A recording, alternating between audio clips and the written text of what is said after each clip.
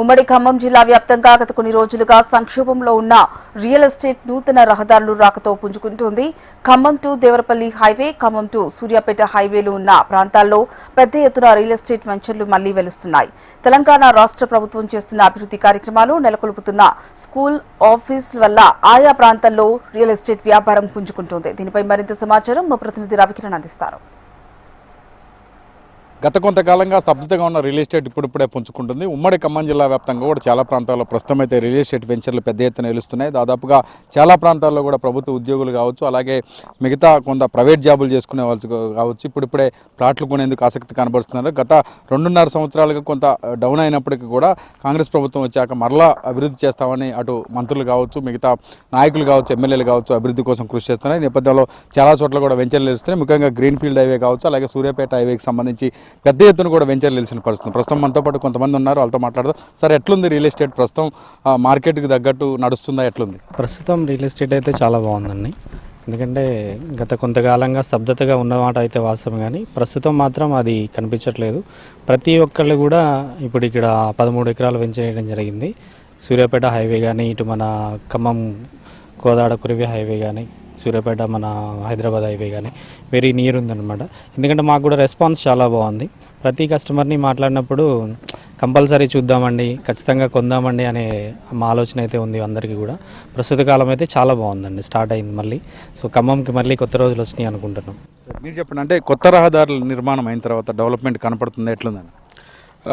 రోడ్లతో పాటు వాస్తవంగా మన ఖమ్మం జిల్లాకి 3 మినిస్టర్లు ఉండడం, నిన్న కాక మొన్న మన సీఎం ప్రోగ్రాం జరగడం వల్ల కొత్త ఊపు అయితే ఖమ్మంలో కనిపిస్తుందండి. దాంతోపాటు రియల్ ఎస్టేట్ అనేది ఒక అంతకుముందు ఏమైందంటే తక్కువ రేట్లకు కొని భూములు ఎక్కువ రేట్లు పెట్టడం వల్ల కస్టమర్లు కూడా వెనకంజ చేసే పరిస్థితిలో ఏర్పడ్డది అప్పుడు. కానీ ఇప్పుడు మాత్రము రీజనబుల్ రేటు, అంటే మనకు ఎంతైతే వస్తుందో దాన్ని కొంచెం ఏదో పావుల రూపాయి చూసుకొని అమ్మే పరిస్థితిలో కూడా రియల్ ఎస్టేట్ కంపెనీలు ముందుకు వస్తున్నాయి. కాబట్టి కస్టమర్లు కూడా తొందరగా అట్రాక్ట్ అయ్యి తొందరగా కొనేద్దాము, ఇప్పుడు సీజన్ కూడా మంచి సీజన్ ఉంది కాబట్టి తక్కువ రేట్లో వస్తుంది కాబట్టి 100% కొందామనే ఆలోచనలో ఉన్నారు కస్టమర్స్. కాబట్టి దీన్ని మనం క్యాచ్ చేసుకొని రియల్ ఎస్టేట్ వ్యాపారులు అందరూ కూడా కొంచెం కష్టపడితే కస్టమర్లు అయితే కొనడానికి రెడీగా ఉన్నారు. 2-3 సంవత్సరాల నుంచి దాచుకున్న డబ్బుతో కూడా ఇప్పుడు ఇన్వెస్ట్ చేయడానికి ముందుకు వస్తున్నారు. కాబట్టి తక్కువ రేట్లు ఉన్నాయి కాబట్టి కొని అక్కడ పెడేద్దాము, రేపు పిల్లల చదువులకో లేకపోతే లేదన్నా పిల్లల పెళ్ళిళ్ళకో లేకపోతే ఇంకేదైనా ఇన్వెస్ట్మెంట్ పర్పస్ ఉంటుంది. కాబట్టి కొంచెం ముందుకు రావడానికి మాత్రం శుభపరిమాణం అనుకోవచ్చు, చాలా మంచిగా నడుస్తుంది. కాబట్టి ఇంకోటి ఏంటంటే డెవలప్మెంట్ అనేది ఈ ఏరియాలో ఇంకా చాలా బాగా జరుగుతున్నాయి. ఇంటిగ్రేటెడ్ స్కూల్ కావచ్చు, జేఎన్టీ కావచ్చు, ఇంకేదన్నా కావచ్చు, గవర్నమెంట్ ప్రాజెక్ట్స్ చాలా బాగా వస్తున్నాయి. కాబట్టి మినిస్టర్లు కూడా 3 ఉండి ఖమ్మంని ఇంకా చాలా బాగా డెవలప్ చేస్తూ ఉంటున్నారు. కాబట్టి రియల్ ఎస్టేట్ అయితే చాలా బాగుందండి. చెప్పండి, అంటే గత కొంతకాలంగా రియల్ ఎస్టేట్ నడవట్లేదు, చాలా వరకు కూడా ప్లాట్లు అమ్ముడుపోవట్లేదని రియల్ ఎస్టేట్ అంతా కూడా డౌన్ అయిన పరిస్థితి. ప్రస్తుతం ఎట్లుంది సార్? ఇప్పుడు చాలా బాగుందండి. ఇప్పుడు కాంగ్రెస్ గవర్నమెంట్ వచ్చిన తర్వాత రోడ్లు మంచిగా అయిన తర్వాత తుమ్మల నాగేశ్వరరావు పుణ్యమా అంటే అన్ని రోడ్లన్నీ మంచిగా అయినాయండి. మళ్ళీ రియల్ ఎస్టేట్ చాలా బాగుంటుందండి.